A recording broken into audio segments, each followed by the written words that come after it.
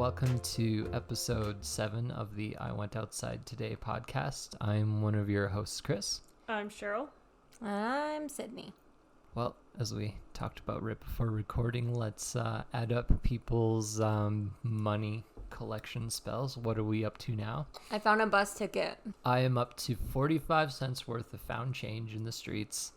I'll do the math at the end, but whatever extra I'm getting with the new job that I got. So I think that's gonna like put me a little bit ahead. Yeah, Chris is definitely ahead.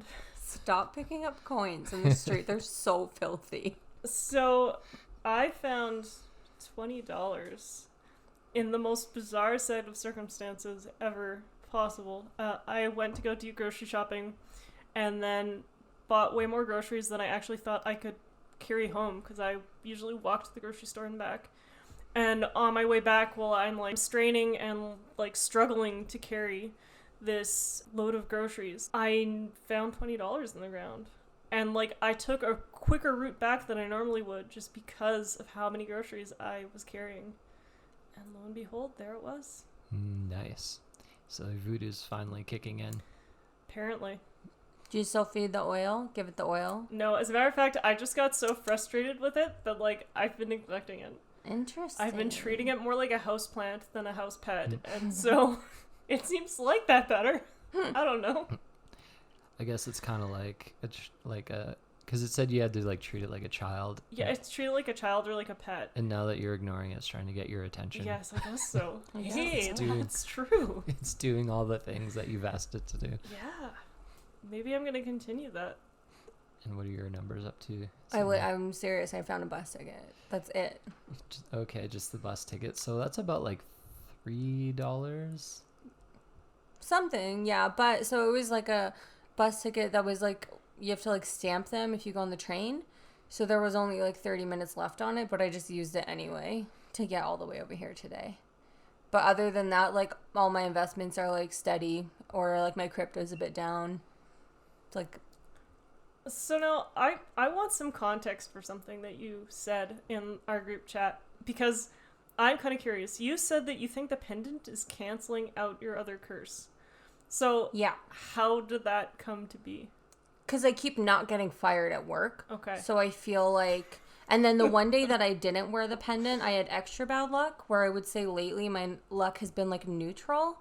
So I think that like if you weren't already cursed, then you would probably make some money. Even though I feel like you wouldn't make a lot because I chose the laziest one.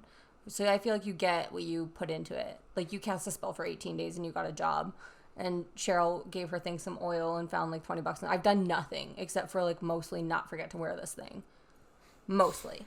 But the days that I didn't wear it, I had worse luck than the days that I do wear it. So my theory is that it's canceling out the bad luck from my other curse. So do you think like I had found that demon ritual for you where you could like gain Bune's favor through like candles and chanting? Oh yeah, I didn't even click on that link, bro. I was like 100% not summoning demons in my apartment. Like, You didn't want to like click on bunesuccess.com? I did not, but I thought that was funny. I was like, I loved that, Bune Success. Like it's a freaking MLM or something. Probably is. I mean, maybe 2 pendants. But I don't know, maybe the crystal is doing something. What's the crystal cursed for again? So all it was a pair of earrings that I lost the other one to, and I don't know why I held on to the single earring for that many years. Funny. So we just pried the stone out of the single earring and glued it into your pendant. See, like in the name of science, we got to get one without a jewel. We got to get different ones.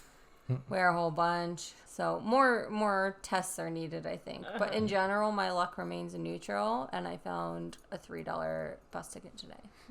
Nice. Now, one thing of note, which could be interesting, the stone that's in there is the August birthstone, and August is coming up. So will your luck improve in August? Maybe. Will it like glow? Or because they're from lost earrings, if I lose my job in August, I'm going to be mad. So that's fair. It's fair. But I would say like that's my greatest source of luck so far is not getting laid off. Okay. Or fired. Yeah. Me too. Yeah. Like round after round. So maybe in normal times we would all be millionaires. But right now, it's like the luck vibe is like, hey, you get to keep your fucking job. Yeah. It's just keeping us like steady. Steady, yeah. Or we'd be like fucked otherwise. Just order more pendants, hang them around your body. Do you weave them remember the together scene like from a The shirt. Mummy where, like, the first Mummy where the mummy's like coming and he whips out all those pendants? Yes. That's like my aspiration. Okay. he like starts like praying and like Yeah. He just kept his options so open. Yes. I'm gonna learn Hebrew real quick. we could do that pretty easily. We could just order you a bunch of other like types of prosperity making pendants. I'm sure there's more than one online. I bet like on eBay someone's selling a grab bag of them. Probably. The other thing I'm going to make note of right now, just because I can hear him and he's slightly distracting, our bird is making noises in the background. So if you hear some strange, like, reading noises in the background or beeping or whatever else, it's probably the cockatiel. Yep. He's just a part of the show. You just have to deal with it. Yeah. If you don't like it, get out of here. I don't know how loud he's actually going to be when you start listening to the audio, but Yes. hopefully not too loud. He's also literally a dinosaur. Yes. Like, ridiculous. Yes. Birds are dinosaurs, you guys. As you've firmly confirmed in our creationist Did episode. confirm. I've done a science course since then, guys, so I'm fine. Was not converted. No, she was not brainwashed. How was it like talking to like mom that night? Did you like talk to mom at all? Because she's Yeah, I had also like a a talker. full like meltdown over it. I was like, oh my god, not like a crying Okay. meltdown, like a me meltdown. Okay. Sorry, I'm like very dramatic with words, so That's fair. it's fine. Yeah. No, I wasn't crying, but it was just sort of like similar to the podcast, just like this disbelief. And then the next day she was like, oh, you know what you would find interesting? We could do like a mother-daughter science course. But I think secretly she was like, I gotta teach her fucking science so she doesn't get like sucked in by a fucking cult. But so yeah, we're doing this thing on Coursera, I think called Origins, and it started talking about the rock cycle, and I was like, I fucking knew that was a thing, but I couldn't like think of it in the moment, right? Like a lot of the stuff that guy was saying, I was like, hey, that's like a thing. I know it's like a thing, but I couldn't like figure out like the rest of it. So yeah, basically the whole thing about rocks, why you can't find a geological column, I think he called it, with like every stage everywhere in the world, is because the earth was so volatile when it began that there was no rocks. And then the oldest rocks are 3.5 billion. Yeah. Around like Around 3.5 there. billion, give or take a couple billions. But like they're not even as old as the earth. And then there's only 2 places in the whole world with them. And then why there's not a ton is because rocks fucking change and melt and move and shit Yep. when you're not looking. Things are Correct. moving as one day It's literally like the toys from Toy Story, basically. when you're not watching. Yeah, they just move and melt and turn into other rocks. That's the rock cycle. So that's why you can't find any of them. But yeah, I think she was interested and she kind of wanted to go. And I, like when I first did it, I was like, oh my God, I want to send other people and like see what they would like think of it. But then when I thought back, I actually told this to mom. I was like, I wouldn't want to send you just on the basis that like, not that she can't handle herself, but to me, like the cringe factor was too much of sending her somewhere where like the second I walked in the door with my friend, this guy told me that like societal laws were the only thing keeping him from being a rapist. So that's not really somewhere you want to send your mother, No. even if they're tough and smart and everything. Just buy her some pepper spray off of like. Seriously, send her with like fucking eBay. bear spray. So I think yeah, she would have had a fun time debating the geology because she studied geology, but I don't. There's no need, No. right? Like you don't need to send people No. there. No. She just wants to fight. Yep. My friend that came wants to write a review, so I said she could use the Lindsay Grube email because she doesn't want him knowing her name. That's Oh fair. yeah. So we might do that still. We haven't organized it yet, Yeah. but I guess she had a moment sometime this week if she was like, I feel like I have to warn people, and I was like, I feel like, well, The warnings are there. Yeah, they are. they are a little bit, but I was like also still not prepared. Like I didn't think it was going to be as crazy as it was. Yes. But yeah, every couple days I remember something new, and then I like go Google why it's not a thing. So It's good. yeah, Yeah. I'm happy to hear that you're recovering. I'm Glad- recovering. glad to I'm hear learning you're to trust healing. again. Yeah, good. Dickheads. So I guess learning to trust is now a good segue into what our current episode is about. So we sent Sydney to a couple of relationship courses. Online Zoom meeting relationship courses. Yeah. So the first one that we did, we sent Sydney to by herself because Chris and I had already done this one. It's the attachment styles. Yeah, the attachment styles. Here's like the description from the Zoom meeting. Attachment style. Have you ever found yourself repeating the same unhealthy patterns in all your relationships, each time hoping for different results? When it comes to relationships, whether it's dating the wrong person again and again, or engaging in relationship sabotaging behaviors, we can start to understand ourselves and others better when we look at attachment style. And so attachment styles was, I mean, if you want to learn more about it, a book written by Amir Levinson. It's fun if you ever like doing self quizzes.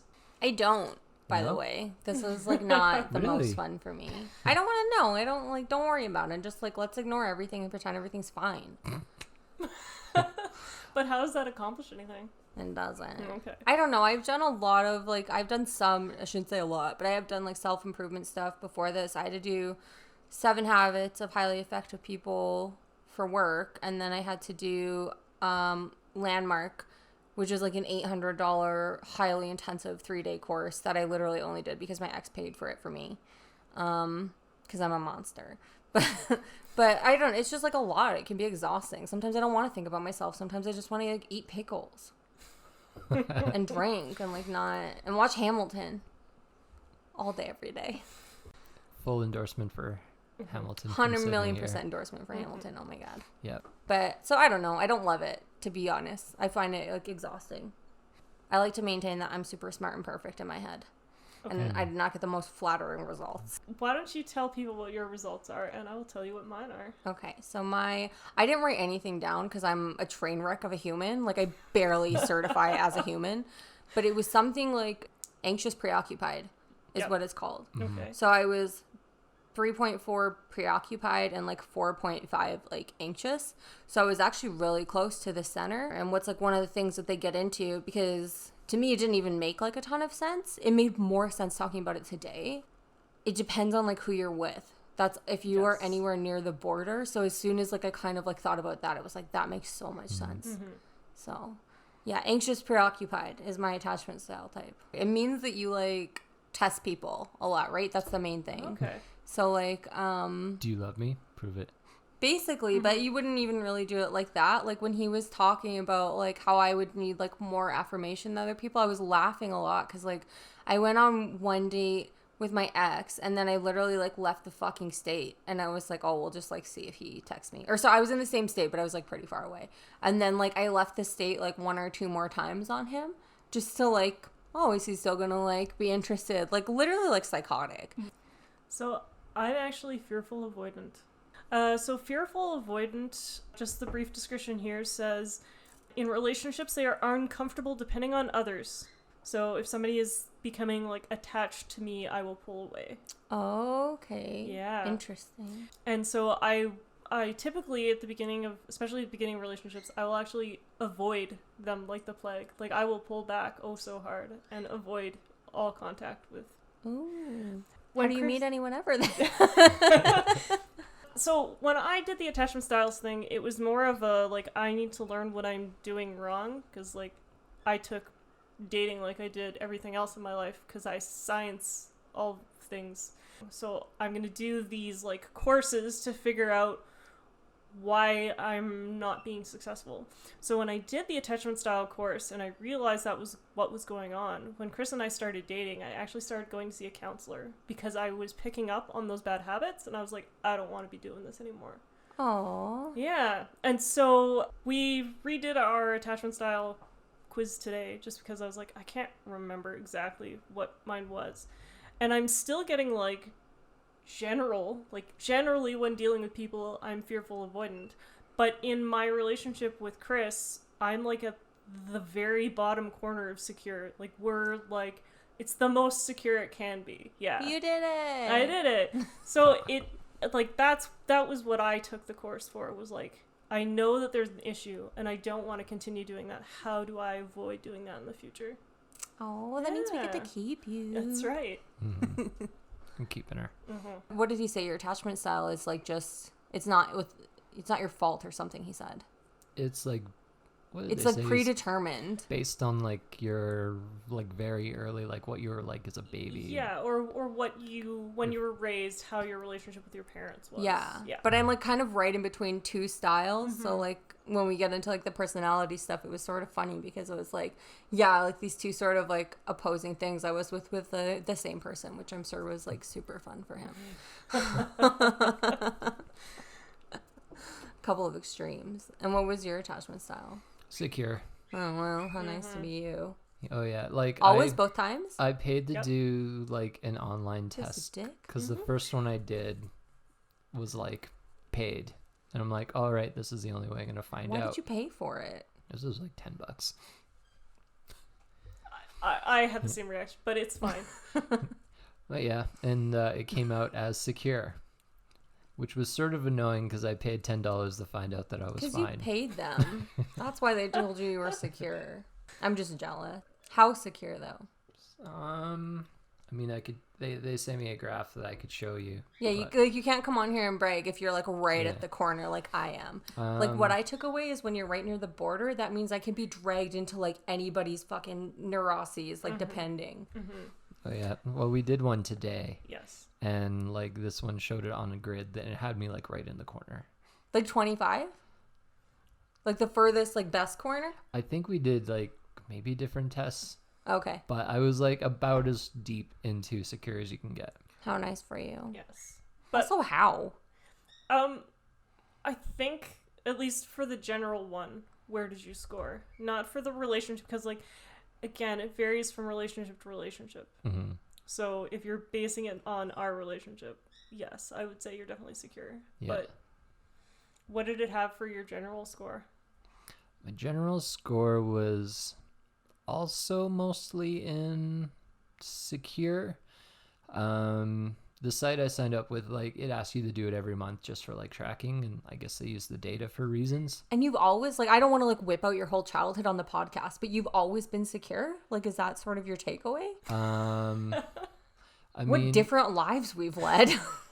Like, the only like kind of outstanding thing was I did get into preoccupied, I think is one of them. Oh, okay, yeah. Anxious, preoccupied.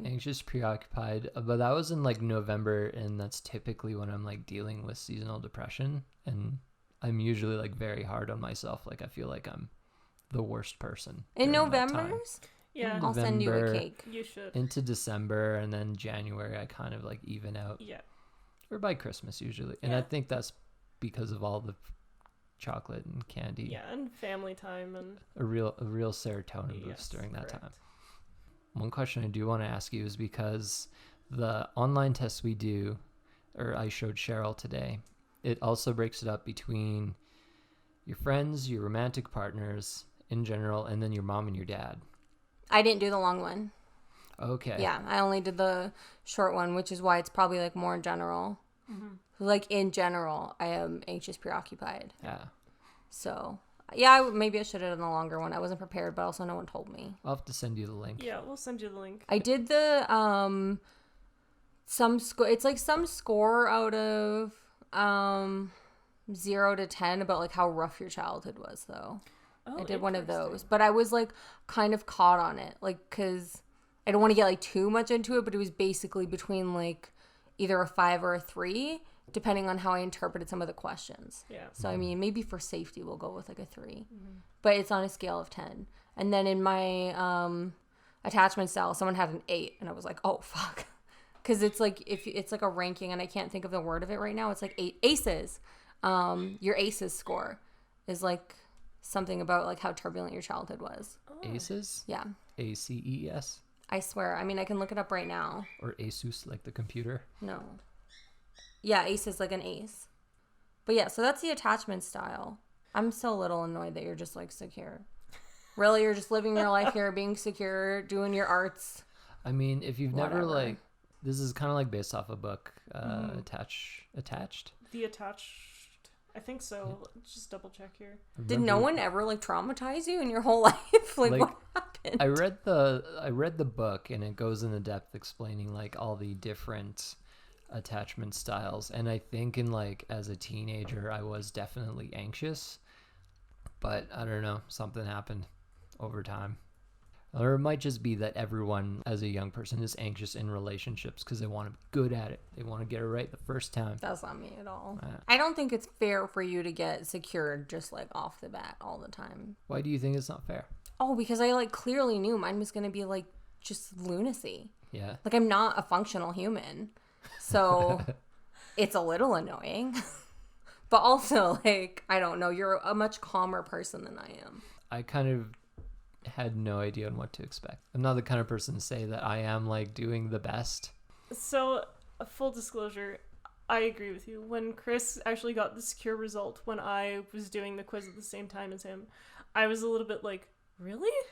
But we've been dating for enough time now that it's like, no, I can see it. Like, I'm actually shocked that you're not insecure. Like, I would think you would, but you said you're in the quadrant now in this relationship. Yes, I am in this relationship, but previous ones, no, for sure not. Mm-hmm.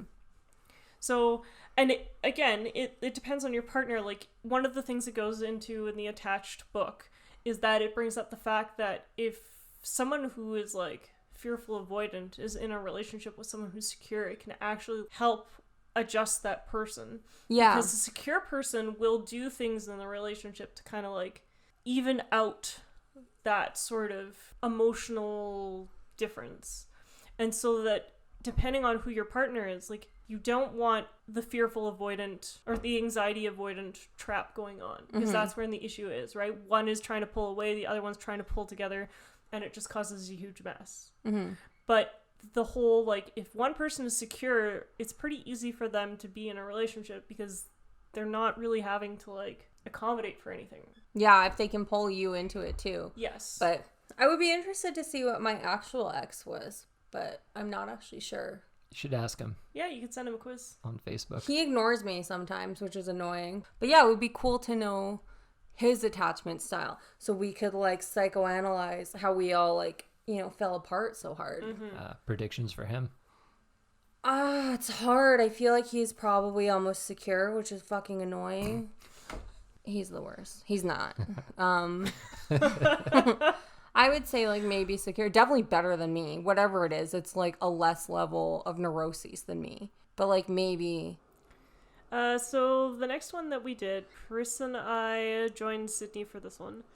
And it was the personality test. And it's the Myers-Briggs personality test that we did.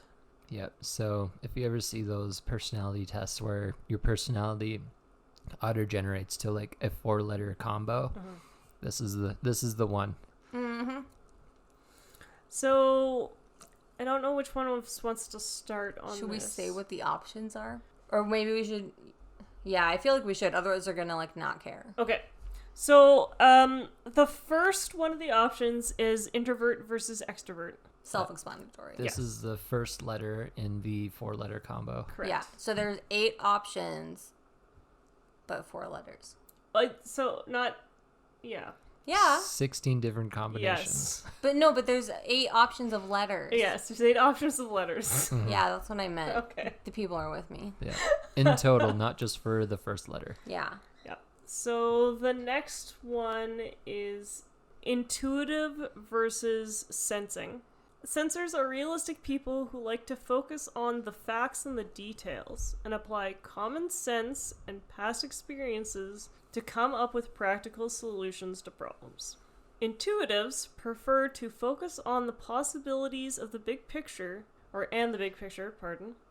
and easily see patterns, value innovation, and seek creative solutions to problems.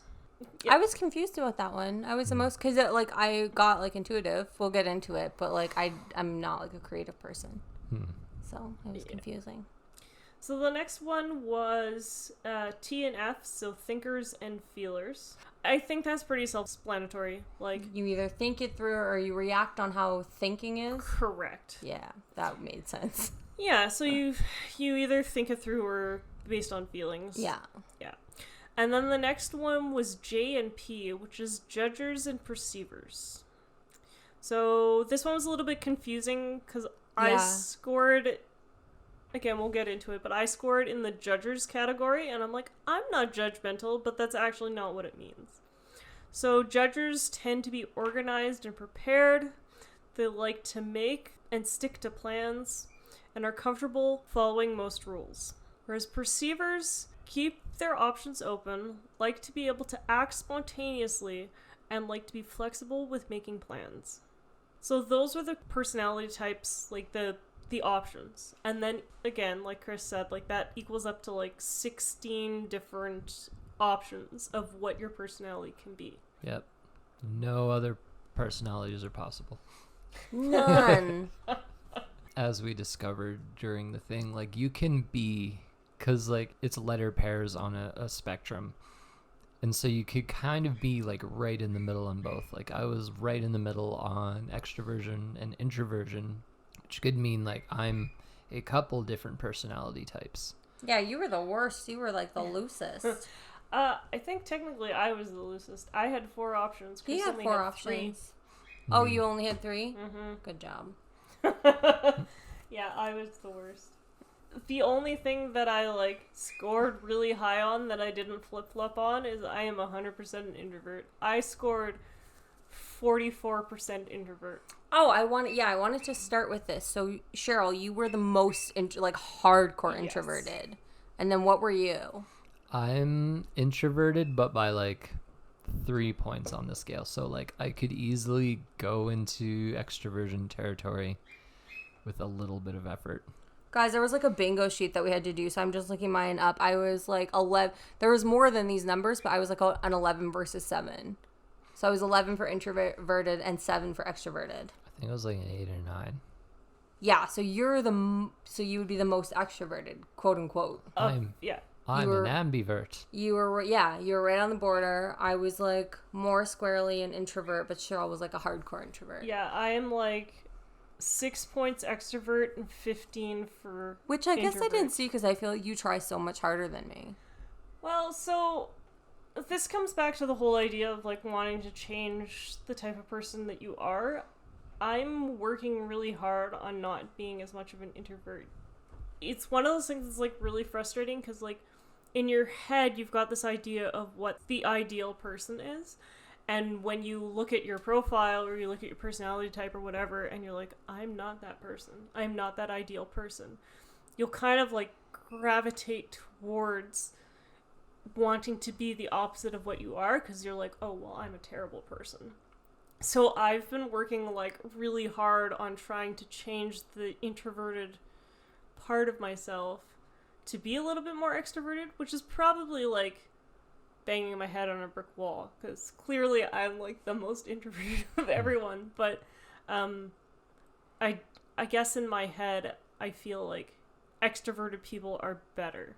Extroverted people are annoying. I was just thinking, first of all, that like I think you're good personally. Well, thank you. Like you can, I mean, keep going if you want, but I think you're fine. But also, like I was just thinking, like my introvertedness is that like I don't like to do like I get really overwhelmed if I like triple and quadruple book myself, which happens because I don't keep track of any plans or make any plans.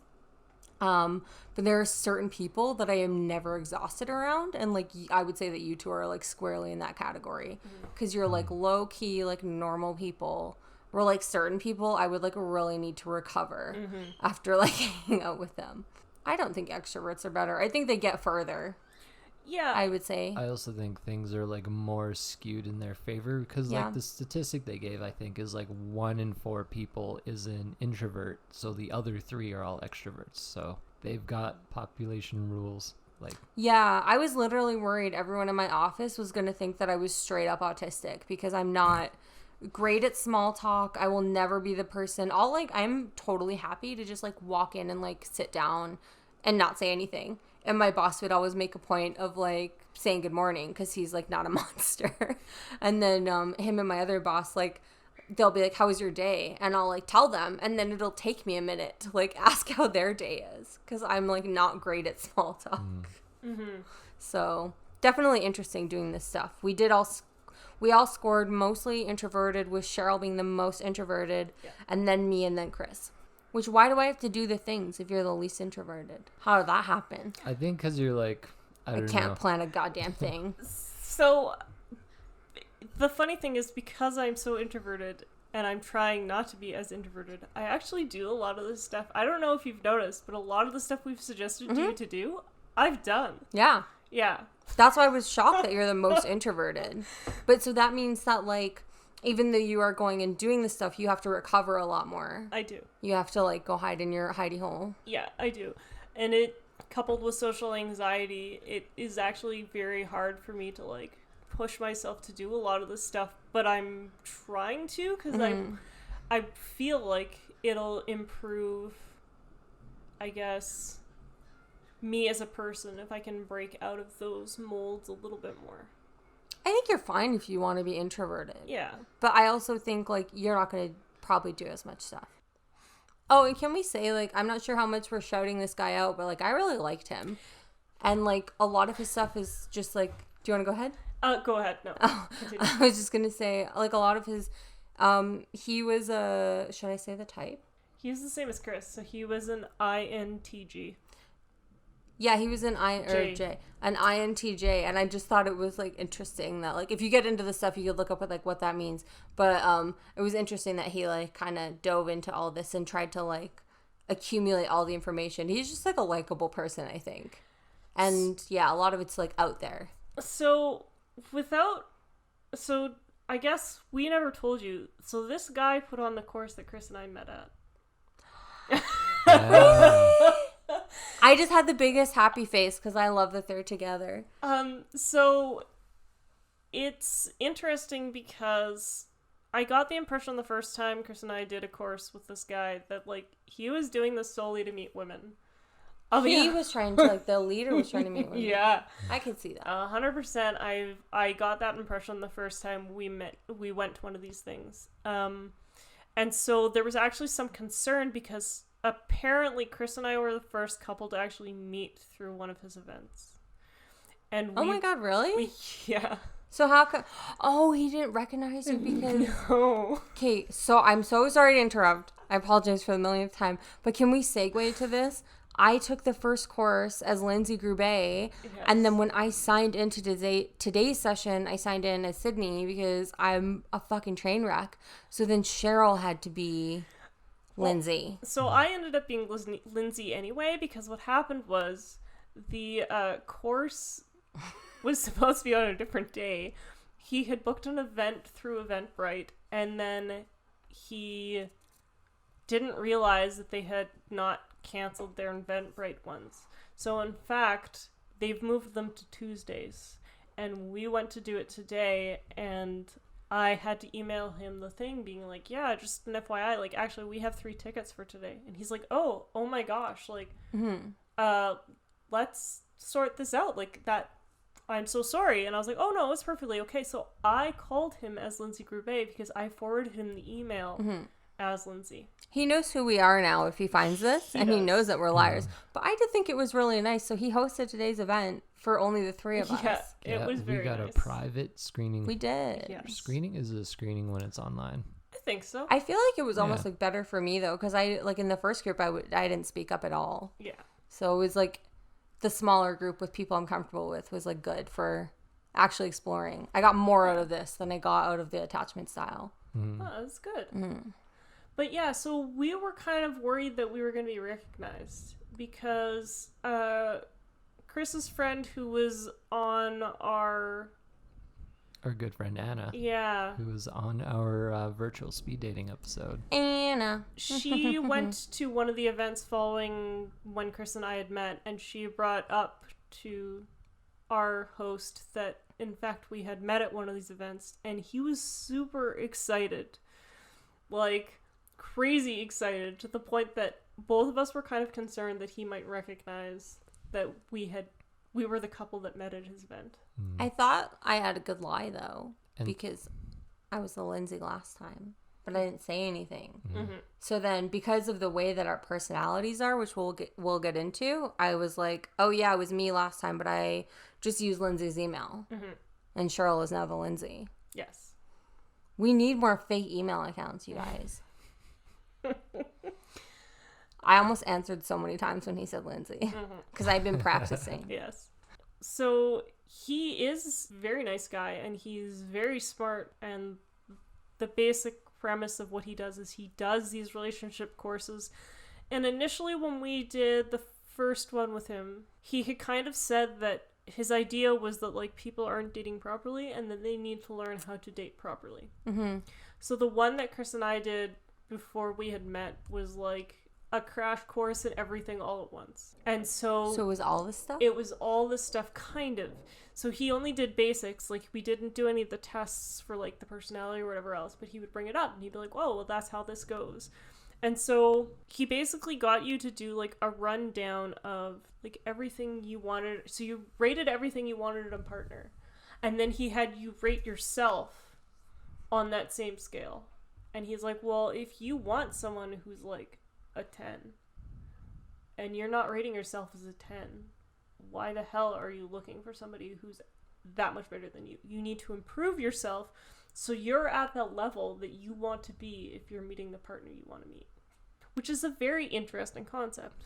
It is. I was just thinking for myself personally, I would 100% not rate myself as a 10.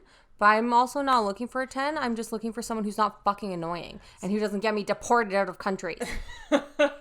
So funnily enough, Chris and I encountered the same issue with that course because when we were listing what it was we wanted... Oh yeah, did you both look for 10s? No. Well, like, they kind of, like, rated across a whole bunch of things, like Yes. looks and finances and... status and job and I can't even remember. What was the all most things. important for each of you? Oh, I can only remember, like, the thing that, like, Was I it looks, put you as beautiful low. people? It's always looks. Sorry, I'm being annoying. I only ever date beautiful people. So what did you rate as low? The lowest I put on there was finances. That's a mistake, bro. I grew up poor, so, you know. Yeah, but It's like fine. you kind of like made it and sorted yourself out. So you don't want to go back to that. It's fine. You just eat It's not popcorn. fine. I wore so many of your shirts. I'm so sorry I'm It's so interrupting good. you, but like As the oldest, as the privileged white male in the household, I did get. yeah, you all did the new best. clothes. Dude, I wore your Independence Day t-shirt till I was like fucking 14. So anyway, sorry, Cheryl. that's okay. So for me, the one I rated the lowest is the looks because, as we've said in previous podcasts, my brain doesn't interpret looks the same way as other people do, and both times he called us out for that. He's like, well, what do you mean you don't want somebody who's like a 10? And like in my head, I was like, but I don't process attraction that way. Like, you're asking me to rate on a scale that I don't have in my head. So how am I supposed to rate that way? I agree with you more than I agree with him. To just fully, to be honest, like I could see looks are like, because I'm also like a plus size person. Like dating is fucking brutal for me and filled with anxiety. Yeah. So I can totally like I'm obviously not going to go for someone that's like super jacked, like the Situation from Jersey Shore, where like finances to me it's like. Well, my counterpoint to you. How would you like to be in a relationship with someone and you both become poor and they don't know how to be poor? Ooh, interesting. And now I can think of some stuff where I think my ex was a little bit more used to creature comforts than I was. Like, I've dealt with some shit. So I know how to shop at the grocery store. It's like not an issue for me. Interesting. Because, like, that's definitely something a lot of couples are having issues with right now during... So you can't have someone who's like, if you know how to be poor and someone else doesn't, like, that's not going to work. You could. It just requires a lot more communication, and it requires both partners to kind of be flexible. But it potentially could lead to issues. But his idea was basically that, like, everyone is going to look for the perfect partner, and they want them to be 10s on everything. And because of that, you're never going to, unless you're 10s on everything, it just doesn't make sense. So you need to improve yourself to the point that you are at the level of what you're looking for in a partner so that you're basically attracting somebody who's you're equal. I would want someone that's better. I don't know. I haven't taken that course. I would want someone that's better at some things, but that's an interesting counterpoint. But I don't want someone that's like fucked with money. because I'm fucked with money. We can't both be fucked with money. So I guess when we're talking about finances, we need to define our terms. We're like, I'm not talking about someone that just like has a bunch of money and is like going to be fine forever.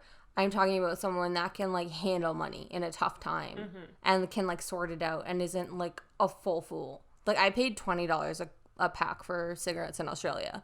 Like I can't help you with your finances. Yeah, like we all scored I for introvert. Yep. Yes. The first one. Get us back to it. The second one was, what was the N for? Intuitive. Yeah. Intuitive. I think we were all intuitive. Yes. Over sensing. I was on the border. So everyone say what you were on the border of. Chris was on the border of extroverted. I think maybe we'll do them in order. Because intuitive, I scored 25%. Oh, I don't have my numbers because I didn't write them down. That's fine. But yeah, so it wasn't on the border for me. For you. You were intuitive. I was intuitive. I was on the border. Yeah. And then Chris, what were you? Also intuitive. Mm-hmm. Fully intuitive. Yeah, more so on that side. Yeah. Okay. So the next trait that they had was feeling versus... Thinking. Yeah.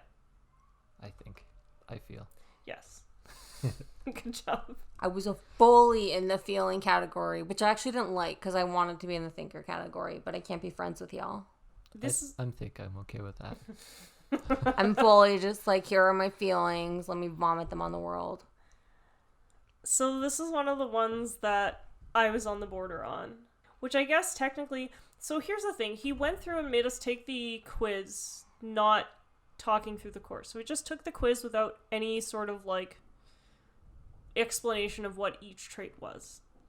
So when I purely did the quiz, I scored high on feeling, but when he went through and he broke it down and he did each explanation, I'm kind of on the border of thinking and feeling. I do both. And I found the same thing with the intuitive versus sensing. I did both. Like I scored high on both sides. So you are extremely intuitive and then on the border of sensory. So the only one that I was an extreme on is introvert. Everything Oh, else, sorry. Yeah. That's why introverted, when you do this thing, it's an N because, yeah, I just fucked it up, didn't I? No, you didn't. Introvert is the I. Oh, okay, I did Yeah. it right. Good for me. Yeah, you did. So, yeah, you're extremely... I'm extremely introverted, but everything else... You were in the middle because I'm you in had the those middle. 4 traits. Correct. So I was the least flexible because I only had 2. Yeah. And I didn't write my shit down because it's not what I'm here for. I was the median between Chris and Sheryl. I was the median introvert. I was on the border between, what's the second one? So you had ISPF. Yeah. And you had INPF. PF. Yeah, so that was my waffling one, was between intuitive and sensory. Correct. I don't think that's what I said before. No. I've been drinking. It's okay. And so that was one of the ones that I was on the border for as well. And then what's the next one? I don't have the memory, like, That's okay. capacity for this. You know how we have, like, memories that are, like, a bajillion gigabytes? I have, like, 12 megabytes of memory. You got a floppy disk of memory. Literally. Fuck, what's the next one? It's, like, F. So, yeah, the thinking and feeling. Thinking, okay, so I was a hardcore feeler. Yes. It was, like, not a test. Yes. And then, what was the other one? And then the last one was... It was judging and what does the P stand for? Something. Perceiving. Perceiving. So I was in the perceiving camp pretty solidly. Yes. So I only waffled on the second one. Yes. And I'm on the fence on the judging and perceiving, so... Chris is the sociopath. I walk in both worlds. He's also in the introvert versus extrovert. Yep. You were like right on the thing. Mm-hmm. Should we talk? I don't want to talk about your art because I don't want to give us away. But like, do you think it's because of your art? No one's going to know who we are ever. I've already like posted our podcast art on my Stop. Instagram. I'm going to change my name. People are Chris did all the allowed. logos for our show. Yes. They're good. Yes, they're amazing. Chris is amazing. Well, thank you guys. He's okay. Hello. I wanted to praise him until you praised him, and then it was like, it's too much praise. I love you guys. Aww. Yeah, so you were like I was wondering if you were the most on the border of intro and extro, because that's like part of going out there and like putting your, like, it's very vulnerable to put your art in the world. Actually, it's more like you put your art out there so people don't pay attention to you. Interesting. My art is kind of like, I don't know, I like it to be eye-catching. Because I only do secret art, so that's interesting that you say that. But I do want people to pay attention to me, but only people that I like and will say nice things. Because my secret art is ducks with fangs. .com. No, no, it's not. But it's only for secret. It's only for people that I like. It's not for the world. I feel like it's like a lot to put yourself in the world. Because people are mean. Just you post it under a pseudonym. I mean, I didn't know back then. This could be Lindsay Gervais. Lindsay Gervais is going to be a famous artist. Duck with fangs. Mm-hmm. I also do koalas. Moving on. Mm-hmm. I don't. So which one were you again, Sydney? I was INFP or ISFP.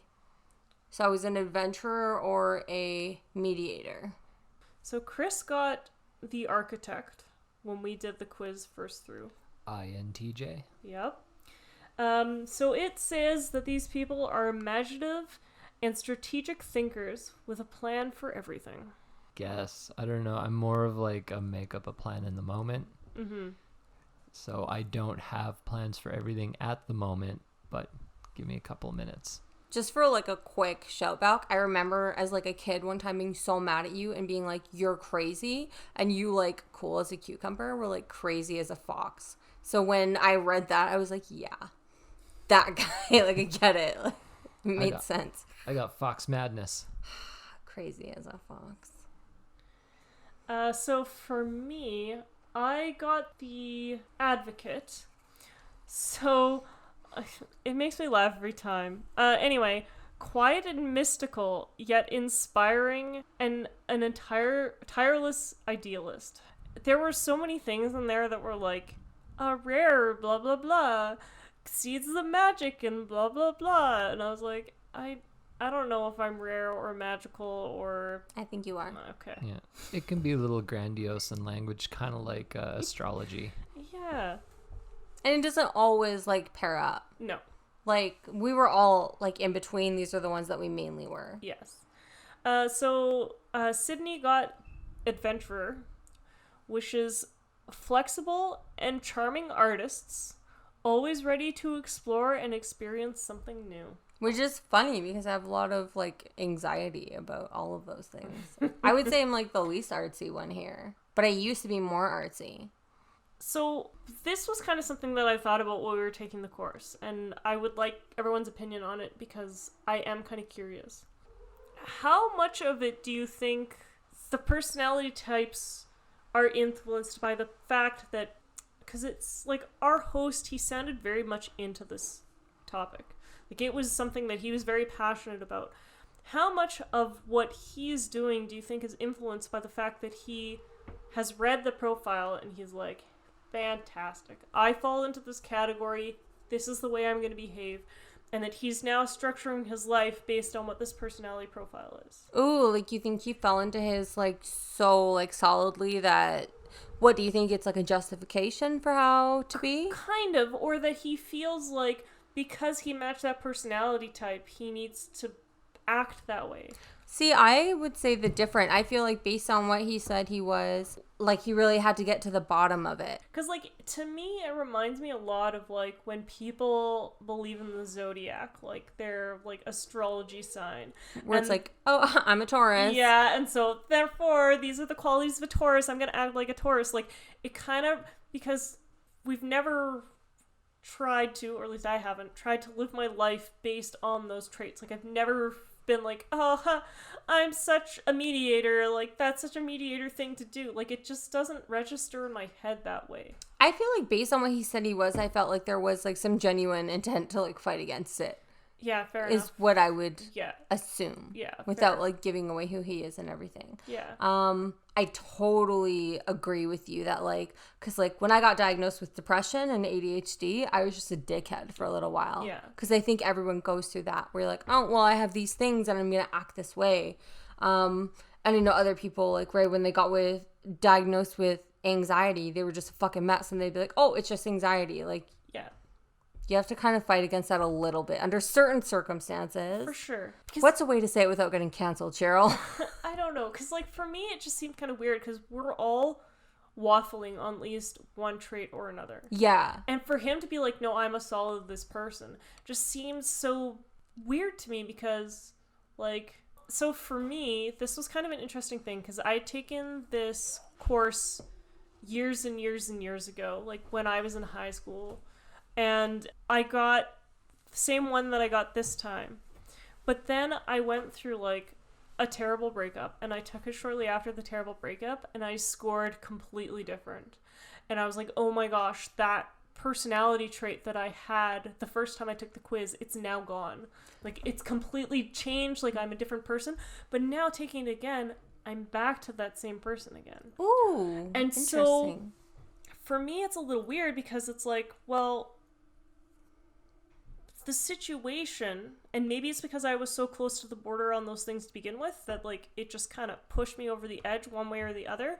But, like, it feels like it makes that personality type fluid. It's not as solid as you would think it would be. Wait, so did you maybe try and overcorrect? Well, I think that was part of it. So the trait that or the personality that I have is, like, a feeling and, like, intuitive person. And then when I went through the breakup, I was, like, on this warpath to try curb my emotions and, like, be more logical, to the point that I pushed myself into the logical category. So I shut down my, like, thinking via emotions to go into the category of thinking via actual thinking, like making logical decisions. Like, turn off your emotions. Correct. And so it makes me wonder how fluid your personality type is, or if that's just because I was already close to that border, it just kind of pushed me over the edge.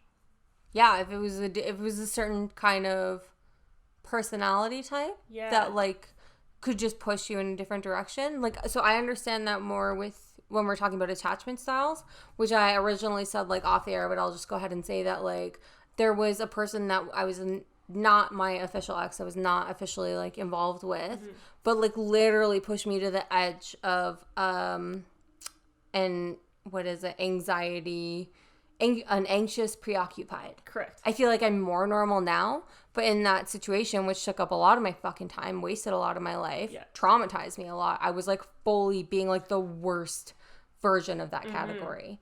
So I think it totally depends who you're around, and people can, yeah, definitely, like, I don't think we want to be in, except for maybe this dickhead who's in the secure category all the time. Hey. Well, I'm a little mad. I'm a baby bit mad. But, like, I think the rest of us normal folk, get pushed around a little bit. We get jostled, right? Like, we might be responding to more extreme personalities than we are even. Right. And so that sort of, we go for a ride even if we don't want to. And that's fair. And, like, but then it comes back to, like, he was so solid in, like, this is what my personality is, and I am this type of person. And in my head, I'm like, but I'm so fluid on that. Clearly, I've changed my personality enough that one time where, like, the second time I took the quiz, I scored differently. Mm-hmm. So how fluid is that personality? Can you teach yourself to be a different personality? Or is it just because I'm closer to the top of those, like, I'm more equal balanced between the two, that it was easier for me to flip-flop? I think that was fully his intention, is, like, recognize who you are so you can correct things that aren't serving you. But also, we might have an easier time because I think we both were a bit flip-floppy. Yes. And so was Chris. Yeah. Chris was flip-floppy in personality, but he was, like, solidly secure, which is annoying.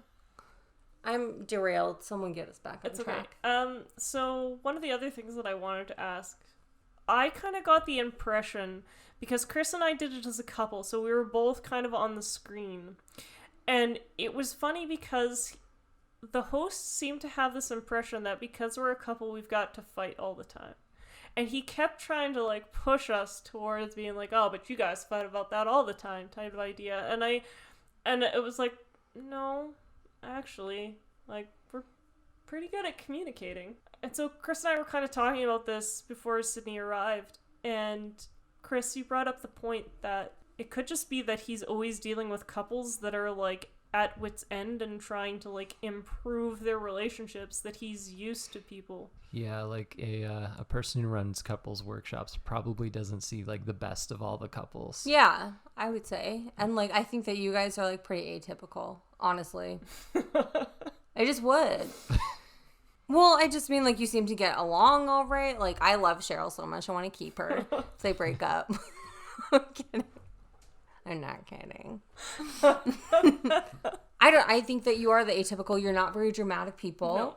I think that people that are at their wits' end, I am more of a dramatic type that would go into this like in full meltdown mode. Mm-hmm. So maybe he didn't really know where to go with you guys. Maybe I feel like you give yourself a hard time, Sheryl. I think you're probably more balanced than you think you are, and you're just a bit harder on yourself. So maybe he doesn't really know what to do with you. Probably, for sure. I would say. It just felt kind of weird having him be like, well, I bet you guys fight about that. And just kind of look at each other like, even I was like, they don't. Yeah. So it was kind of a little like, it kind of caught me off guard a couple times because I was like, well, what are you saying? Like, are you saying we should have issues? And I was like, no, like, I don't know. It just seemed kind of odd. It reminded me a lot of like our talk previous about the creationist guy because like it seemed like he was trying to egg you into a fight. And then when we're doing this and I'm like, it seems like he's trying to insinuate that we should be having issues, but we're not really having issues. You know, it's so fun though, because you say that Chris, like, as a romantic partner, drags you into the secure category. So my friend that went with me on that, I haven't like tested it or anything, but I would like bet dollars to donuts, like, we are a secure relationship. Yeah. She's been my best friend for like 22 years. Yeah. She was the one that sort of kept us steady, that sort of like, don't engage because it's going to be a whole fucking thing. Yeah. And I just like followed her lead on it. So I don't know. It's maybe just a thing about you're basically in the secure category. Correct. Right? I bet if you do it in a couple years, you'll be even more secure. Yeah. Oh, for sure. Stay with us forever, Sheryl. I'll try my best. No pressure. Mm-hmm. Stay with us. So I guess Alexander Hamilton. Sorry. I guess Alexander Hamilton, as he would like to say, is what good is this for anybody? For you listening to this at your house. For you, exactly. It is good for you. In your ears, hello. Good for kind of like introspection of yourself. I guess kind of like both get the idea of who you are, which is good for introspection and like how you normally make your decisions, but also good to understand what the polar opposites are for those four things they give you. Like you will likely go through life thinking that, you know, well, my way is the right way because I've always done it this way. You might not consider that there's like a complete opposite. I mean, everyone does know like extroversion, introversion, but there is opposites to thinking and feeling and judging and perceiving. But yeah, I think it's good for like that perspective because you would learn that there are other points of views and what they are and what they look like. And even though they don't make sense to you, you can at least realize that that's a thing. I think it'll take some stress off. I think here's the thing. Listening in your little earbuds, which are probably bad for your hearing if you're listening to this on full volume. Take care of your ears. But take care of your ears. Take care of your ears. Hashtag take care of your ears. You're probably a bit of a dickhead. And you're probably a bit of a person that doesn't understand other people. Like, I think everyone should, like, maybe once a week or once a month, consider that maybe you're a bit of a dickhead. I'm literally, like, I don't even know how I'm a functioning member of society. I really shouldn't be. You just gotta check yourself. How am I the bad guy? You're not the bad guy. No, I'm just saying that's what you gotta ask yourself. yourself. Yeah, that's what you gotta say. How am I the bad guy? What am I doing? Like, I literally never ask anyone how they are ever because they don't understand small talk. Maybe that's you. Maybe even if it's a beat late, just ask your boss, how are you? We all gotta get along in this world, people. What do you think? So for me, it was interesting because there are a few people in my life that I have issues getting along with. One of them was a woman I used to work with. I will refer to her as Crazy Lady. And to be able to see the differences in how she might respond because she's on a different area of that would be very helpful to know. And I think if you were in a relationship with somebody and like their behavior just seems really bizarre to you, it could actually be a good way to learn more about your partner or about the people in your life by being able to see those differences and understand, oh, like they're more feeling than I am. So because of that, these are the kind of things that they need. Because he did, at one point, again, and I don't know if it was because Chris and I were there as a couple or if it was because it's just part of his standard course, but he like sat down and he like broke it down. He's like, well, because the two of you are in this relationship together, like these are the there's this website you can go to and it'll talk about like the conflicts that could potentially arise in your relationship because you're different people. So like based on this personality type versus this personality type, what kind of conflicts could come from that? So he described, these are your needs in a relationship. These are his needs in a relationship. What things can you do to help the other person feel more loved? And I think that would be very helpful to know. What do you guys think about, like, if you... He said, first of all, he said not to, like, base matches off personality types. But what do you guys think you would do if, in a terrible alternate universe, you were not together? Like, how would you treat someone knowing what you know about personality types? Like, would you give up on people sooner if you knew that they were, like, going to be a handful? If you knew 100% who you were and who they were. Because I would bail, mofo. You mean, like, based on the Myers-Briggs Yeah, based on exam? this test. We don't have time for all the tests. That's not what we're here for. Mm-hmm. We should go outside. I don't know. I've always been, like, of the idea to, like, give people a chance. I mean, maybe... What if you know they're crazy and they're, like, so your opposite? I mean, if I know that I wouldn't be in a good relationship with them, no, of course I wouldn't. Or even a friendship. So you have, like, a cut it off point. I mean, if I know it's not going to be a good relationship, I'm not going to get into it. But he was saying, like, you can't 100% tell, but you can maybe guess, but you can't tell. So you don't know. Your question is if I did know. My 100. question is changing. So, for me, I believe that any two people can make a relationship work, regardless of personality differences or anything else, as long as they're both good at communicating. And Interesting. so yes, there can be those personality differences. I've typically dated extreme extroverts. It's just the way it goes. And as long as both people can communicate and be an adult about things, you can make it work, but you both have to be driven to. The minute one person loses that desire to still make it work is the minute the relationship is basically lost, because it can't be one-sided. I would agree with Yeah. that. Both people, yeah. I mean, you can get whatever score you get on this test, but yeah, both people definitely have to try. Yeah. I would agree with that. Because, like, in the end, it's just numbers. And I was always trying to date extroverts because I wanted them to kind of push me out of that comfort zone, because, like, being introverted, I felt like I wanted to be more extroverted, because extroverted people, as Chris said before, like, they seem to have an easier time with certain things in life. Have an advantage. Yeah. And so if I push myself to that point, I can learn skills to kind of, like, become a little bit more adjusted to those things. And so dating somebody who's more extroverted than me is appealing. So it just depends on how you are as a person. Are you the type of person that you're like, I want to date somebody exactly like me? I think you're doing the work on your own, though. Yeah, like, for sure. I was so shocked that you were the most introverted. Yeah. I really was, because I Yes. feel like you've clearly, like, done more. Well, Chris is all. I've done the least work, which will be the thread of our podcast, but. So I think you're doing it on your own. You don't need someone else to pull you up out of it. No, but it can definitely help to have somebody sure. to push you. Mm-hmm. For right? sure. Like, and so that was kind of the way I was looking at it for myself. Now, to be fair, if they're extroverted to an extreme, it can be difficult. But again, if you can communicate well enough, you could work past that. It just depends. I really like your idea that anyone can get along, but don't take that to a dangerous extreme No. where you're dating someone who's not good for you. No. I mean, if you're both working at it. Yeah, you both have to be working. Yes, That's a fucking correct, key word. correct. If they do nothing, if they don't fucking text you for 5 days, it's not working at it. As No. the most dysfunctional person here, God damn it, listen to me. You don't work on shit. Don't work on shit. Also, I just want to point out, I don't know if we have pointed this out. This is totally, like, derailing our podcast, but I'm sure this is, like, the most open secret. I get drunker and drunker as the podcasts go on. So I get less and less normal. Podcasting secrets here. Yes. Hashtag podcast secrets. Hashtag fight me. I Hashtag went fight me outside Disney. today. Hashtag I went outside today. Next.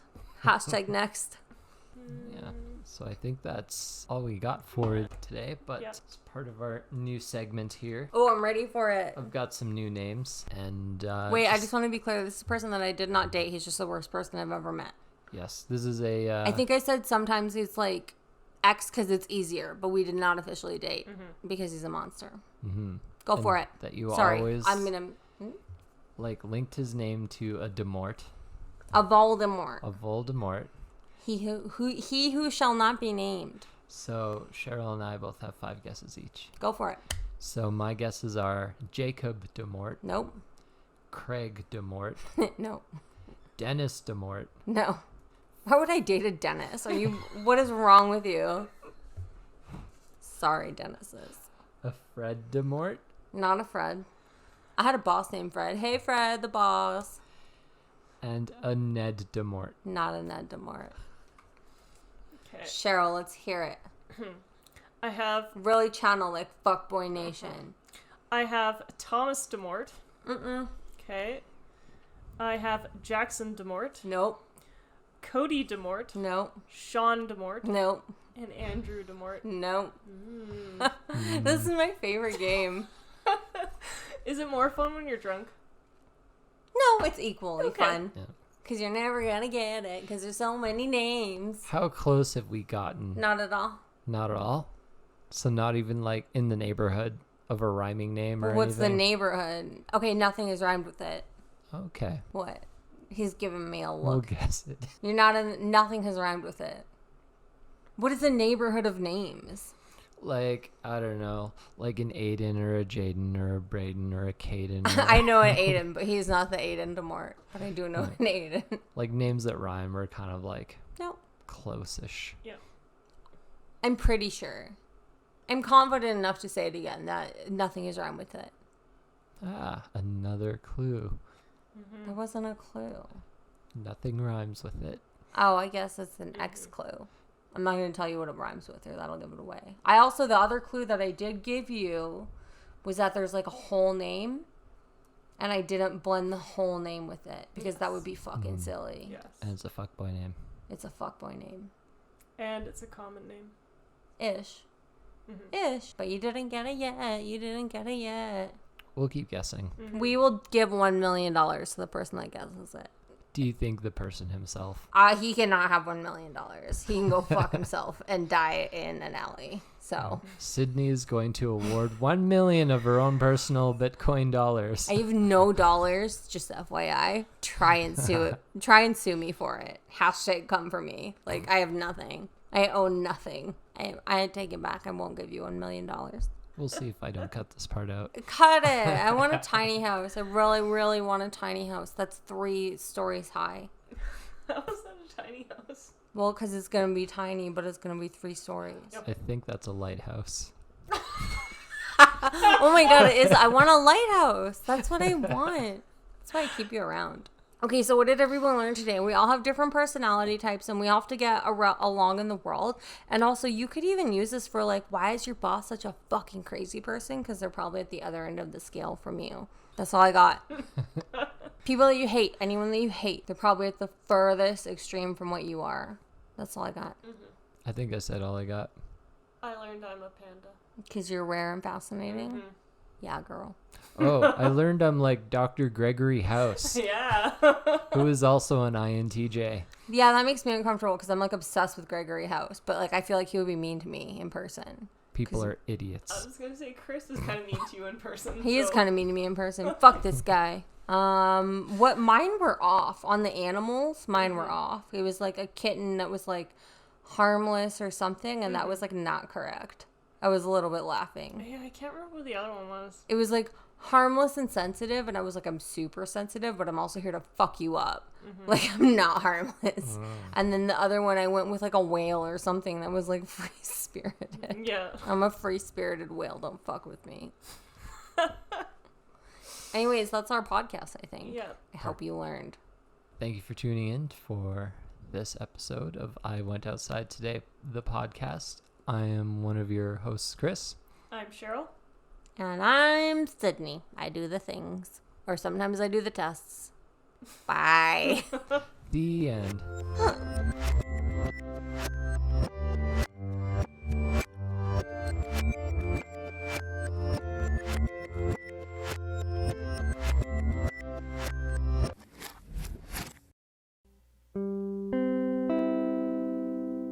Thanks for listening to this very special episode of I Went Outside Today.